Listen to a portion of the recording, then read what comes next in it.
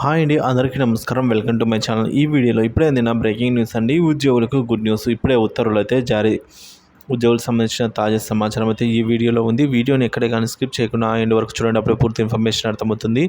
వీడియోకి ఒక లైక్ చేయండి ఫ్రెండ్స్. ఇక వీడియోలోకి అయితే వెళ్ళిపోదాం ఫ్రెండ్స్. ఇక విషయానికి వచ్చినట్లయితే ఉద్యోగులకు చంద్రబాబు సర్కార్ గుడ్ న్యూస్ అయితే అందించిందండి. ఈ మేరకు ఉత్తర్వులు అయితే జారీ చేసింది. ఏపీ ప్రభుత్వం ఉద్యోగులకు మరో గుడ్ న్యూస్ వినిపించింది. అధికారంలోకి వచ్చిన నాటి నుంచి ఉద్యోగులకు అనుకూలంగా నిర్ణయాలు తీసుకుంటూ వస్తున్న టీడీపీ కూటమి ప్రభుత్వం తాజాగా ఉద్యోగుల మెడికల్ రియంబర్స్మెంట్ పథకాన్ని పొడిగించింది. ఈ మేరకు వైద్య ఆరోగ్య శాఖ ఉత్తర్వులు జారీ చేసింది. వచ్చే ఏడాది మార్చి 31 వరకు ఈ పథకాన్ని పొడిగించింది. ఎంప్లాయీస్ హెల్త్ స్కీమ్తో పాటుగా మెడికల్ రియంబర్స్మెంట్ పథకం కూడా కొనసాగుతుందని ఉత్తర్వులలో స్పష్టం చేశారండి.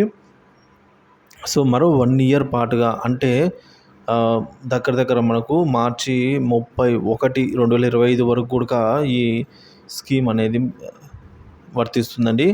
సో మరోవైపు అమరావతి పరిధిలో పనిచేస్తున్న ఉద్యోగులకు సైతం ఏపీ ప్రభుత్వం ఇటీవలే గుడ్ న్యూస్ చెప్పింది. సచివాలయంతో పాటు వివిధ శాఖాధిపతుల కార్యాలయాలు, కార్పొరేషన్లు, గవర్నమెంట్ ఆఫీసుల్లో పనిచేస్తున్న వారికి వారానికి 5 రోజులు మాత్రమే పని కల్పించింది.